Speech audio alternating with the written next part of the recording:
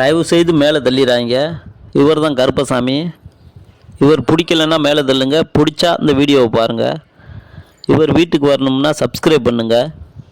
யாரெல்லாம் இவரை கும்பிட்ருக்கீங்களோ அவங்க ஒரு லைக் போடுங்க. யாருக்கெல்லாம் இவர் குலதெய்வமோ அவங்கெல்லாம் எங்கே கருப்புன்னு கமெண்ட் பண்ணுங்கள். யார் உடம்புல எல்லாம் கருப்பு வந்து ஆடுவாரோ அவங்கெல்லாம் வீடியோவை ஷேர் பண்ணுங்கள். யாருக்கெல்லாம் இவர் காவல் தெய்வமோ அவங்க காவக்காரன்னு கமெண்ட் பண்ணுங்கள். இந்த வீடியோவை முழுசாக பார்க்கும்போது கருப்போட அனைத்து அவதாரமும் நீங்கள் பார்த்த மாதிரி இதனால் இன்னைய பொழுது உங்களுக்கு அருமையாக அமையும். மேலும் கருப்பை மனதார நினைக்கிறவங்களுக்கு நிறைய செல்வங்கள் சேரும். கருப்போட துணை இல்லாமல் இந்த உலகத்தில் நம்ம வாழ முடியாதுங்கிறத தெரிஞ்சுக்கோங்க. கருப்பசாமி தான் நம்மளை காக்கிற கடவுள். இந்த கருப்பு இல்லைன்னா நம்ம எந்த ஒரு செயலையும் இன்னிதே செய்ய முடியாது.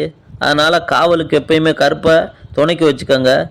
பிள்ளைங்களுக்கு கருப்போட விபூதியை நெத்தியில் வச்சு நைட்டுக்கு தூங்கும்போது படுக்க வைங்க.